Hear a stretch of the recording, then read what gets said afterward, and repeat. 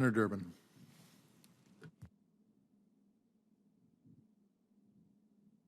Thank you, Mr. Chairman. Thank you both for being here and for your service to our country.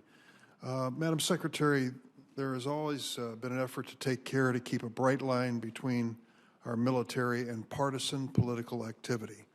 Recently read an article by General Milley, talked about some of the challenges in the military today, and one of them was the politicization of the military ranks. Is this a problem, a challenge? And if so, what are you doing about it? Senator Durbin, I think it's absolutely essential that the U.S. Army remain apolitical. Americans of all political persuasions have to be able to look to the Army and feel confident that it is apolitical and that it will follow the lawful orders of the Commander-in-Chief. So I do think we have to be concerned about that. I get concerned when I see the Army sometimes being put into a position where it becomes a political football. I think, the Chief and I do everything possible to try to avoid that. We have reminded all of our soldiers, that they are not to engage in political activities, wearing their uniforms, for example. So it is something we try to reinforce all the time, that we must remain apolitical. Glad to hear that. Let me mention to you, you talked about industrialization. I just want to put a plug in for the Rock Island Arsenal and the depots and arsenals across the United States that have risen to the challenge time and again. And I hope you'll make them part of your thinking about future demands for developing high-quality materials and equipment. We are very much factoring in our arsenals into our organic industrial base plan, and I'm actually planning to get up to Rock Island in early June, I believe. Good. Glad to hear that.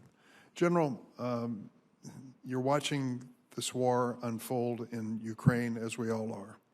And we were told at the beginning, before the Russians initiated their advancement into Ukraine itself, that our experts thought it was likely to be 3 days before Kyiv fell and 3 weeks before most of Ukraine fell to the Russians, and we would have a multi-year resistance effort that followed. That didn't happen. Kyiv is still standing, and thank goodness the government is still in place, and most of the efforts by the Russians have not commanded territory to this day except for the Far East. So what lessons do you learn as a professional in the Army observing this in terms of the efforts by the Ukrainians, and I guess especially what have you learned about the Russian capacity to fight a war? Well, Senator, one of my biggest takeaways as I take a look at what's happening is this idea of leadership and this idea of will. And if you take a look at, what a lot of people do when they do analysis, they'll take a look at the Russian army. They'll say they have very good capability. They have very good equipment. They have so much of it. And when they look at the Ukrainians, they say, hey, this is a much bigger country than Ukraine, has much more equipment. But there's that idea of leadership, and the fact that the president of Ukraine stayed and said he was going to lead from that country, the fact that the will of the people, everyone stayed and fought, that is like almost the secret sauce of every military. And very, very important to have cohesive teams that stay and fight. And sometimes that's hard to measure, but we're seeing the importance of that right now in Ukraine. They stayed to fight, and it's making a difference. So if the projections and initial timetable turned out to be wrong because of the factors that you just mentioned, could you speak to the equipment and capacity of the Russians in the field in terms of their fighting capacity and in terms of our need for preparing for the eventuality of defending against that? Well, we take a look at what the Ukrainians are asking for. They certainly want artillery. The Russians actually use artillery very, very effective. They fight with fires. They haven't been very effective with their ground maneuver forces, mainly because they're fighting tanks without infantry. They're not doing combined arms operations. And so when we take a look at what we need in an army, we can take a look at what the Ukrainians are asking for. They want long-range fires. They do want armor capability. They want air and missile defense. They've been very, very effective with the javelins. They want counter-fire radars that can determine where the Russians' artillery is, and they're putting that together with training and will, and that's why they're having the success they're having. And let's not forget logistics. Very, very important. If I could ask one last question.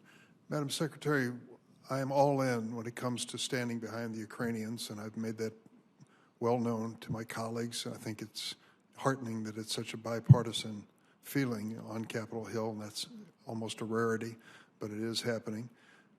In terms of our capacity and the equipment that we have warehoused and available and in production, are we being pushed to a limit where we have to reconsider any aspects of our own defense and how much is being allocated?